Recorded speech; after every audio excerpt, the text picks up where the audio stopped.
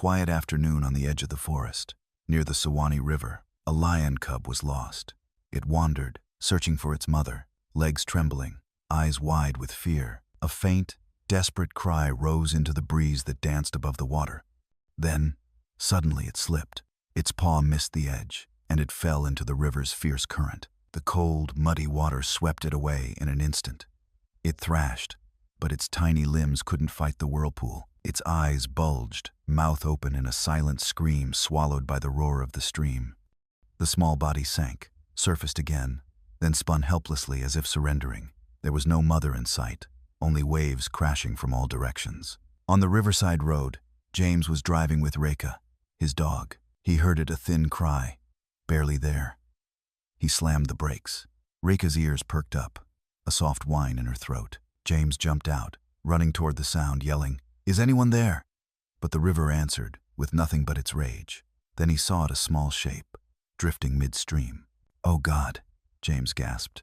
"It's a lion." Reka didn't hesitate. She leapt into the freezing water and swam hard, straight toward the cub, her head stretched forward, jaws gentle as she latched onto the cub's neck, firm enough to hold, soft enough not to hurt. James knelt at the bank, arms reaching. As Reka made it to shore, she laid the soaked cub at his feet. James gathered it in his arms, wrapping it in his jacket. The cub trembled violently, ears folded, breath shallow and fragile.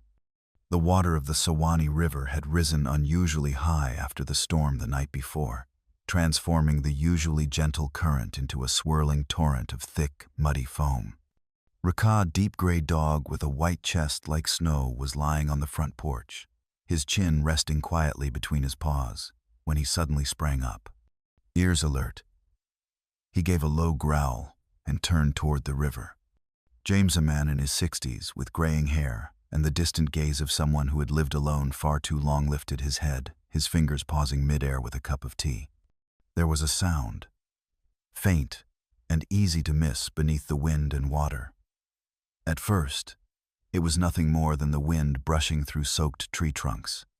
But then, within that hush, came a krithen, broken, as if the last breath of a fading life. James set his cup down and stood up abruptly. Reka was already gone, racing toward the riverbank. Down the hill, where the river curved close to the land, James spotted something adrift, neither log nor trash. It was a creature, small and sodden, barely moving. Reka barked sharply, then, without hesitation, dove into the freezing current. James ran behind, eyes fixed on the small form tumbling in the water, his heart pounding with a fear he hadn't felt in years. Reka swam with powerful, deliberate strokes. As he reached the creature, he gently clamped his jaws around its neck and turned, swimming back against the current. James knelt at the edge, arms outstretched. Reka leapt from the water, soaked through, and laid the tiny body onto the wet grass, a lion cub. Incredibly small, curled tight, ears flattened, belly swollen with river water, its eyes barely open but still fluttering. James pulled off his coat and wrapped it around the trembling frame. "Dear God," he whispered, placing a hand over the cub's chest, still beating, weak but steady. He carried it inside, laid it by the fireplace, and fetched a dry towel, a warm bottle of milk, and a small dropper. Reka lay beside it, never taking his eyes off this strange new guest. James wiped the cub gently, murmuring, "You're okay now. You're okay." The cub didn't struggle, no growl, no resistance, just shallow, raspy breaths like it had surrendered everything. James dripped milk into its mouth. At first, there was nothing. Then, a slight flick of its tongue. 1, 2, 3 drops. Then more. That night, James didn't sleep. He watched over the fragile breaths beside the fire. Reka curled close, warming the cub with his body. The storm had taken many things, but it had left behind an unexpected life, now fighting its way back. And as the first light of morning pierced through the cabin window, the lion cub opened its eyes. There was no fear, no roar, only a steady, quiet gaze fixed on James, as if trying to remember who had pulled it back from the edge. And in that moment, James knew his life would never be the same. James lined a thick wool blanket inside a wooden crate near the fireplace and gently placed the lion cub in it. Though its fur was still damp, Ash's body temperature had stabilized. Riquet, the shepherd mix rescue dog with soft folded ears and intelligent eyes, lay down right beside the crate, his gaze fixed on the tiny creature, unwavering. There was no growling, only steady breathing, and the watchful eyes of what felt like an older brother guarding a newborn sibling. James warmed some milk and poured it into an old baby bottle he had kept after a wildlife emergency the year before. He wasn't sure if a lion cub would drink from it, but Ash, after a few hesitant licks, began to nurse, taking in small sips. Its body still trembled, but the violent shudders were gone. James named it Ash, for the soft gray fur that dusted its back and the quiet demeanor that reminded him of smoldering embers. No roar, no resistance, just a creature too small to truly belong to the wild, yet far too untamed to belong inside a house. The next few days passed in a hush of companionship between three very different lives. James converted the spare room into a makeshift nursery, lining it with straw, adding a heat lamp, and building a low wooden fence to keep Ash close. Rekka lay just outside the fence each day, occasionally reaching out a paw to touch the cub's tiny claws, a silent reassurance. On the 5th day, Ash tried to stand. At first, just bracing on its front legs, wobbling like a toddler learning to crawl. By the 7th day, it managed 3 steps before toppling over. Rekka gave a small, encouraging bark. James laughed his first laugh since bringing Ash home. From that moment on, Ash began to make sounds, not growls, but faint, half-formed calls like the whispers of instinct. James turned on his recorder and sat nearby, taking careful notes. Breathing steady. Begin walking. Reacts to Rika's bark. Vocalizing. He couldn't stop wondering, where had Ash come from? Why was it alone in the flood? Was there a mother? Pride? But there were no answers. And maybe none were needed. Because when Rika leaned in and gently licked Ash's forehead for the first time, James understood. Some things aren't meant to be explained. They're meant to be lived. Ash fell asleep curled beside Rika, its breath soft as wind slipping through old wooden slats. James lit the small lamp on his desk, scribbled a few more lines into his notebook, then leaned back in his chair. He didn't know what the future held, but he knew that from this moment on, their little cabin held one more heartbeat, and something was quietly growing within its silence.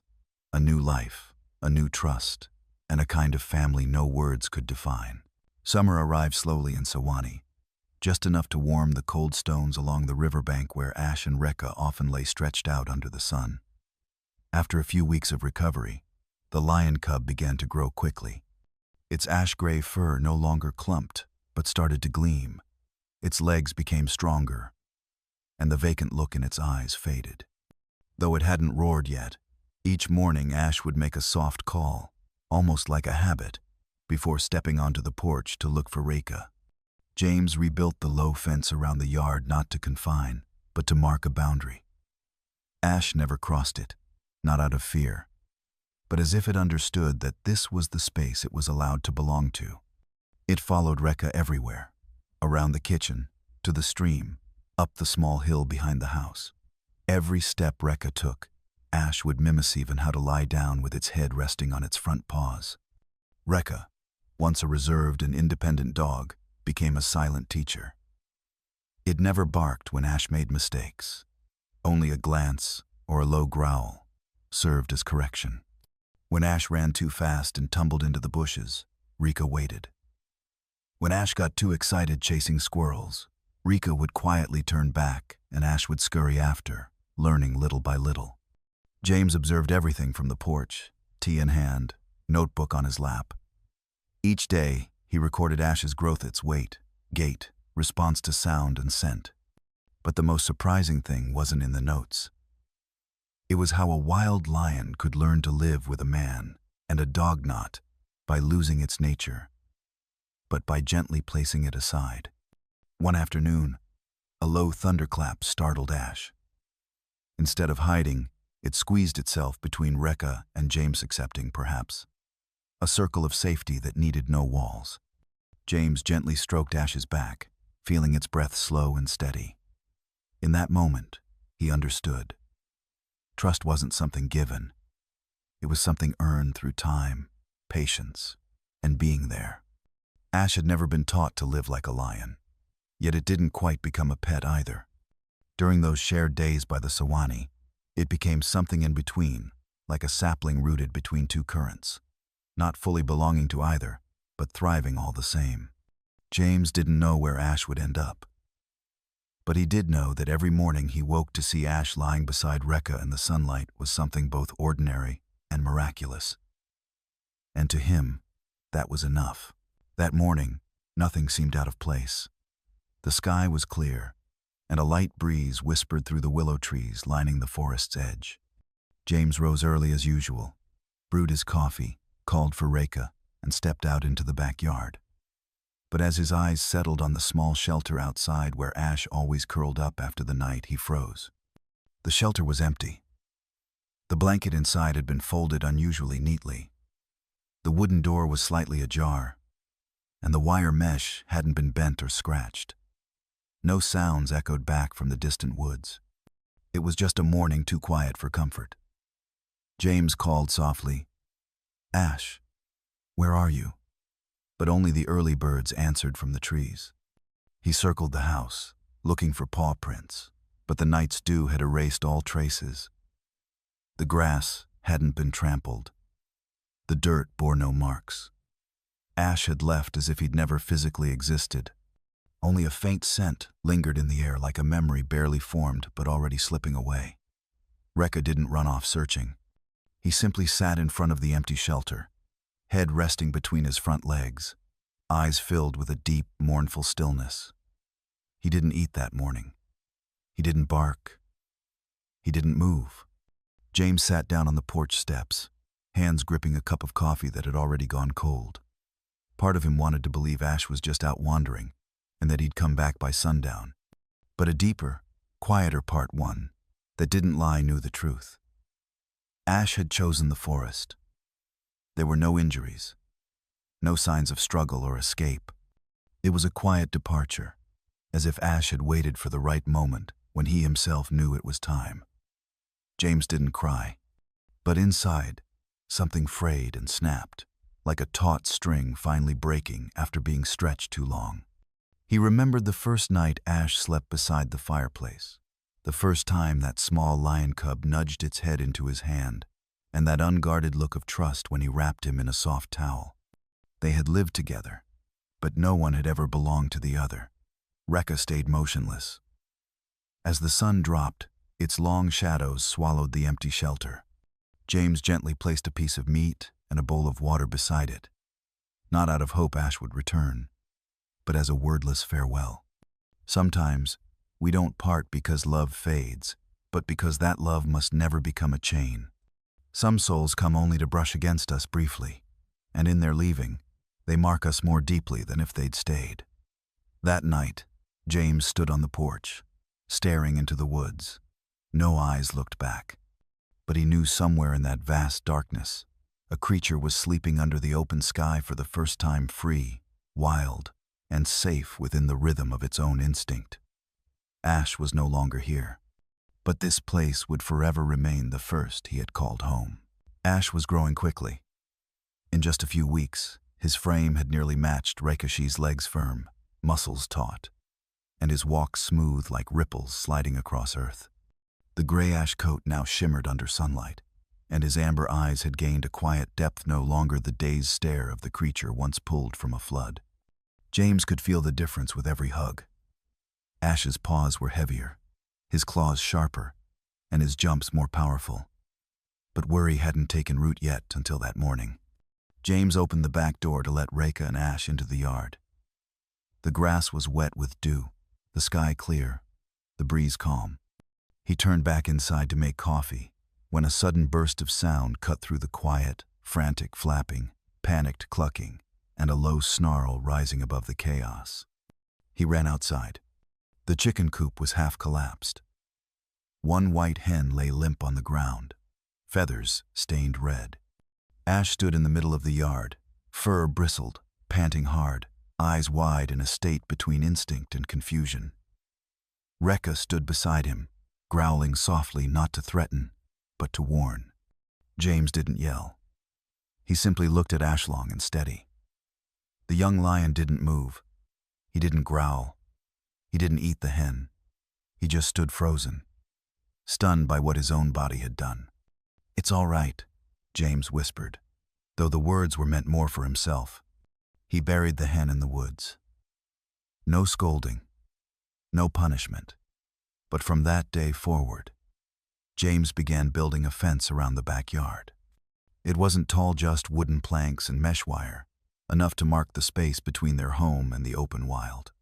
He also built a small shelter just beyond the fence, a place where Ash could rest after roaming without being too close to trouble. Ash didn't resist. He simply watched as James worked, his golden eyes tracking every motion, as if trying to understand.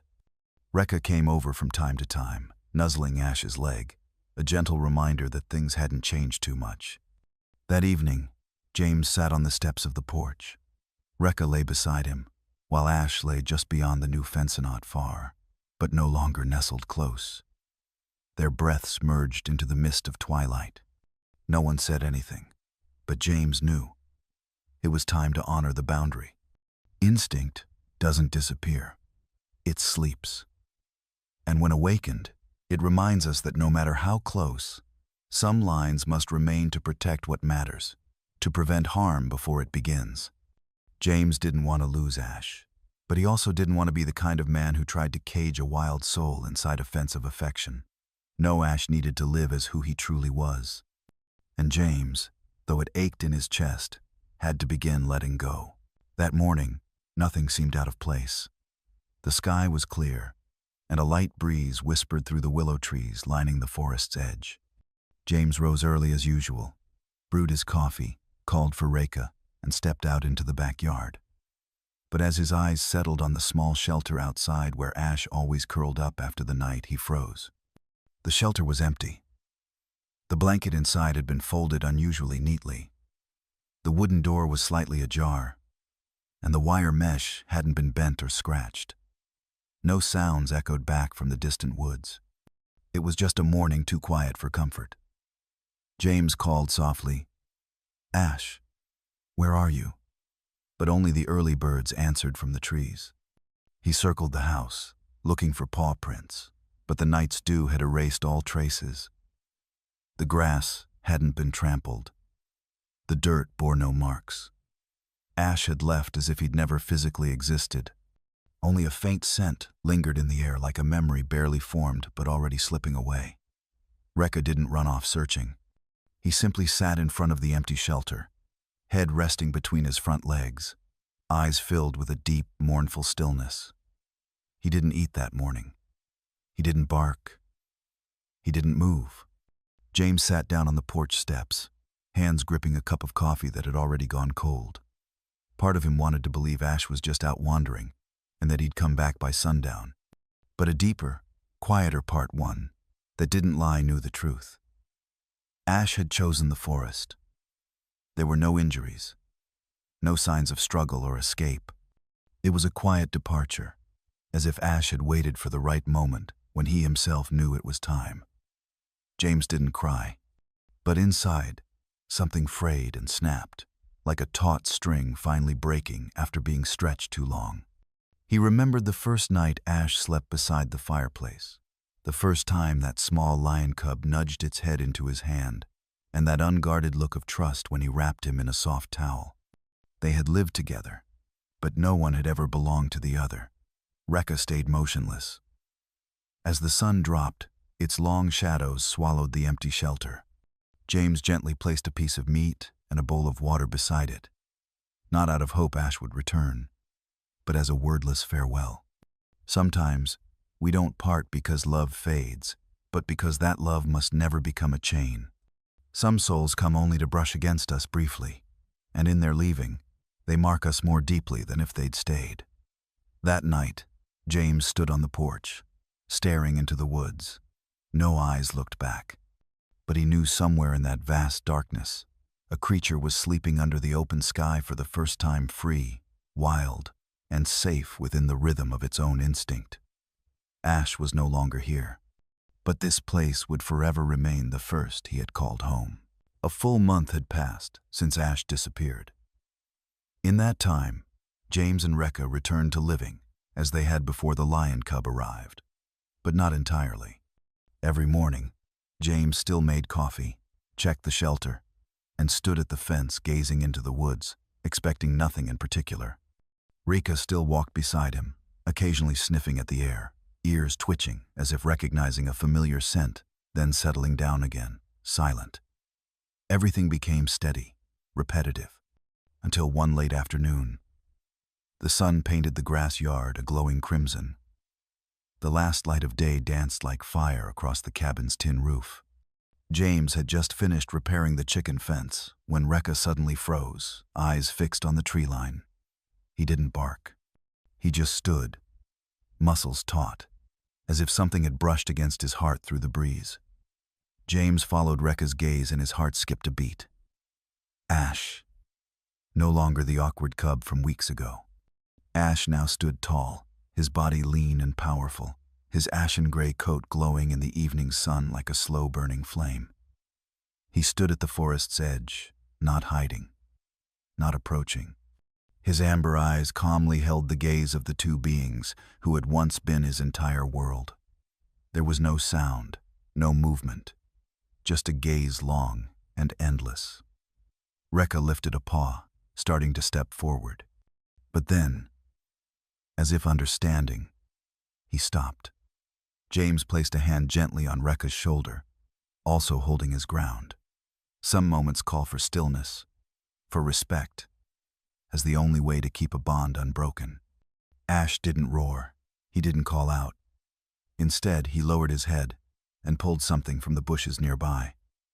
A squirrel, already dead, lay gently in his mouth, unmarked. He walked to the edge of the yard, just beyond the fence, and placed it down. Then he stepped back. He looked one last time, and turned away, vanishing into the trees. James slowly approached where Ash had stood. The squirrel was still warm, its fur smooth, less like a hunter's prize, more like a gift. A ritual from an ancient instinct, not meant to impress, not meant to communicate with noise, but to simply say, "I was here." Rekka sat, exhaled quietly. James knelt and picked up the offering, overwhelmed by an emotion that wasn't happiness or sadness, but something deeper, unnamed. A creature had returned not to stay, not to be kept, but to say, "I remember." And sometimes, that alone is enough to warm an entire winter. The autumn days passed quietly. No more paw prints around the chicken coop. No more amber eyes appearing at the forest's edge at dusk.